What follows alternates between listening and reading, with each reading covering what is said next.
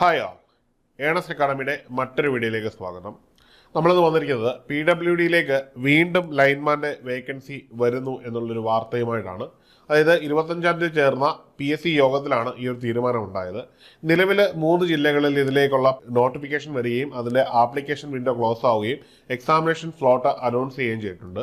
പത്തനംതിട്ട, വയനാട്, ഒപ്പം തന്നെ കാസർഗോഡ്, ഈ 3 ജില്ലകളിലായിരുന്നു ഇതുള്ളത്. ഇപ്പോൾ പുതിയ വാർത്ത പ്രകാരം, അതായത് PSCയുടെ അറിയിപ്പ് പ്രകാരം ബാക്കി ജില്ലകളിൽ കൂടി ഉണ്ടാവും. അത് എല്ലാ ജില്ലകളും ഉണ്ടോ, ഇനിയും PSC ഉദ്ദേശിക്കുന്ന പോലെ 2-3 ജില്ലകളുള്ളോ എന്നൊക്കെ നോട്ടിഫിക്കേഷൻ വന്നു കഴിഞ്ഞ് മാത്രമേ അറിയുള്ളൂ. എങ്ങനെയാണെങ്കിലും നിലവിൽ പഠിച്ചുകൊണ്ടിരിക്കുന്ന ഉദ്യോഗാർത്ഥികളെ സംബന്ധിച്ചിടത്തോളം അവർക്ക് വലിയൊരു ഓപ്പർച്യൂണിറ്റിയാണ് PSC നൽകുന്നത്. അതായത് ഇനിയും അവർക്ക് ഈ എക്സാമുകൾ എഴുതാമെന്നും ഈ പഠിച്ചുകൊണ്ടിരിക്കുന്ന എക്സാമിനേഷന് ഇതേ രീതിയിൽ തന്നെ മുമ്പോട്ട് പോകാം എന്നുമുള്ളതാണ് ഇതിൻ്റെ ഒരു ഏറ്റവും വലിയ പ്രധാനപ്പെട്ട കാര്യം. ഇവിടെ നമുക്ക് ആ വാർത്ത കാണാം. ഇത് PSCയുടെ 9ാമതായിട്ട്, അതായത് ജില്ലാടിസ്ഥാനത്തിൽ വരാൻ പോകുന്ന നോട്ടിഫിക്കേഷനിൽ 9ാമതായിട്ട് പറഞ്ഞിരിക്കുന്നു. വിവിധ ജില്ലകളിൽ പൊതുമരാമത്ത് വകുപ്പിൽ ഇലക്ട്രിക്കൽ വിങ്ങിൽ ലൈൻമാൻ എന്ന് പറയുന്ന തസ്തികയാണ്. ഇതിനു മുമ്പ് വിളിച്ചിരിക്കുന്നത് കാറ്റഗറി നമ്പർ 436/2024 എന്ന നമ്പറിൽ ഈ പറഞ്ഞ പോലെ തന്നെ പത്തനംതിട്ട, കാസർഗോഡ്, വയനാട് ജില്ലകളിലായിരുന്നു. 3 വീതം പത്തനംതിട്ടയിലും വയനാടും ഒരെണ്ണം കാസർഗോഡുമായിരുന്നു. ഇതിൻ്റെ തസ്തിക എന്ന് പറഞ്ഞാൽ ഇലക്ട്രിക്കൽ വിങ്ങിലേക്ക് പബ്ലിക് വർക്ക് ഡിപ്പാർട്ട്മെൻറ്റിലാണ്. ഒന്നുകൂടെ പറയാം, PWDയിലാണ്. നിലവിൽ KSEBയിലെ ലൈൻമാൻ്റെ കൂടുതലുള്ള റെസ്പോൺസിബിലിറ്റി അല്ല, ഇൻസ്റ്റിറ്റ്യൂഷനുകളിലും ഒപ്പം തന്നെ PWD വർക്കുകളുമായി ബന്ധപ്പെട്ട ഇലക്ട്രിക്കൽ വർക്കുകളൊക്കെയാണ് ഇവിടെ ചെയ്യേണ്ടി വരുന്ന റെസ്പോൺസിബിലിറ്റി.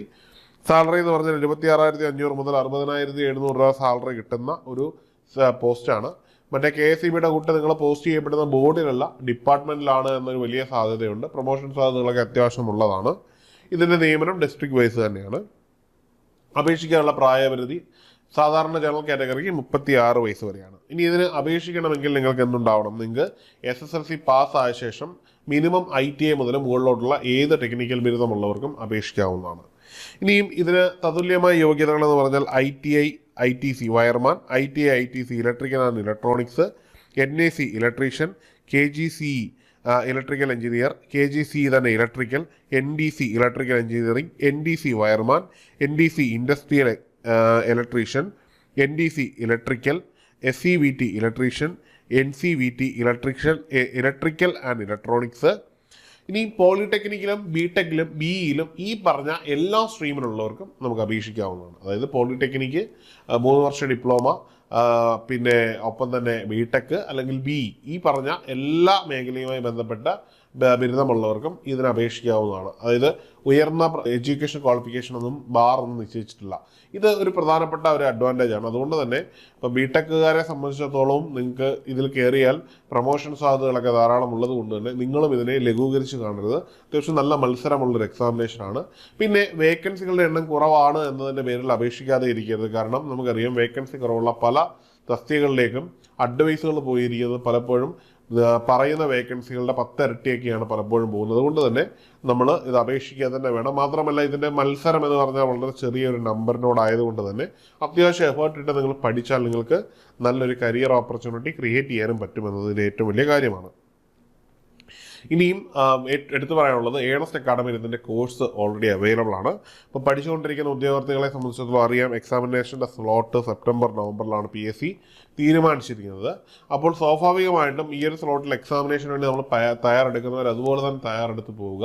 കാരണം ഇത് കഴിഞ്ഞാൽ ഉടൻ തന്നെ അടുത്ത എക്സാം വരികയും അതിനുള്ള തയ്യാറെടുപ്പുകളായിട്ട് മുമ്പോട്ട് പോവുകയും ചെയ്യാം. അപ്പോൾ ഏണസ്റ്റ് അക്കാഡമിയുടെ കോഴ്സിൽ പുതുതായിട്ടും നിങ്ങൾക്ക് ജോയിൻ ചെയ്യാവുന്നതാണ്. കാരണം ഇനി എക്സാം വരുന്നു എന്ന് ഉറപ്പുള്ളത് കൊണ്ട് നിങ്ങൾക്കും ഈ ഒരു കോഴ്സ് എടുത്ത് പഠിക്കാമെങ്കിൽ നമ്മുടെ പഠന രീതി അനുസരിച്ച് അതായത് നവംബറോട് കൂടി അല്ലെങ്കിൽ സെപ്റ്റംബറോട് കൂടി നമ്മൾ പൂർണ്ണമായിട്ടും സിലബസ് മൊത്തം കവർ ചെയ്ത് പിന്നീട് വർക്കൗട്ടും കാര്യങ്ങളൊക്കെ ആയിട്ട് അടിക്കും പോകുന്നു. അപ്പോൾ മറ്റൊരു എക്സാമിനേഷനിലേക്ക് പോകുമ്പോൾ, അതായത് സെയിം സിലബസ് ഉള്ള സെയിം കാറ്റഗറിയുടെ എക്സാമിനേഷനിലേക്ക് പോകുമ്പോൾ നിങ്ങൾക്ക് പിന്നീട് റിവിഷനിലൂടെ തന്നെ നിങ്ങൾക്ക് വളരെ പ്രോ ലെവലിലേക്ക് എത്തുകയും നിങ്ങൾക്ക് ആദ്യത്തെ റാങ്കുകൾ തന്നെ കരസ്ഥമാക്കാനും പറ്റുമെന്നുള്ളതാണ്. മറ്റൊരു പ്രധാനപ്പെട്ട കാര്യം പറയാനുള്ളത് പറഞ്ഞാൽ ഇലക്ട്രിക്കൽ എക്സാമിനേഷനുമായിട്ട് ബന്ധപ്പെട്ട ഒരു ടെലിഗ്രാം ഗ്രൂപ്പ് നമുക്ക് റൺ ആവുന്നുണ്ട്. അതിൽ നിരന്തരം ആഴ്ചകൾ തോറും എക്സാമിനേഷൻ ഉണ്ടാവും. ഉണ്ടാവും. സംസ്ഥാന തലത്തിൽ തന്നെ ധാരാളം കുട്ടികൾ നമ്മുടെ കോഴ്സ് എടുത്തതും എടുക്കാത്തവരും ഒക്കെ ആയിട്ട് മത്സരിക്കാനും നിങ്ങളുടെ സ്കോർ വിലയിരുത്താനും ഒക്കെ ഉള്ളൊരു ഓപ്പർച്യൂണിറ്റി ഉണ്ട്. കൂടാതെ പോളുകളുണ്ട്, ഡെയിലി ക്വസ്റ്റ്യനുകളുണ്ട്, പോള് നടത്തുന്നുണ്ട്. പിന്നെ ധാരാളം PDF മെറ്റീരിയലുകളും അങ്ങനെയുള്ള കണ്ടന്റുകളും ഒക്കെ നിങ്ങൾക്ക് ലഭിക്കും. അപ്പോൾ ഈ അവസരങ്ങളൊക്കെ നിങ്ങൾ ഉപയോഗപ്പെടുത്തുക. കുറച്ച് വർഷം കൊണ്ട് തന്നെ, അതായത് ഈ കഴിഞ്ഞു പോയ 5 വർഷങ്ങൾ കൊണ്ട് തന്നെ നമ്മൾ നേടിയെടുത്ത ഉന്നതമായ റാങ്കാണ് നിങ്ങളിതിൽ കാണുന്നത്. ഇത്തരത്തിലുള്ളൊരു ടോപ്പ് റാങ്കിലേക്ക് നിങ്ങൾക്കും എത്താനുള്ള അവസരമാണ് ലഭിക്കുന്നത്.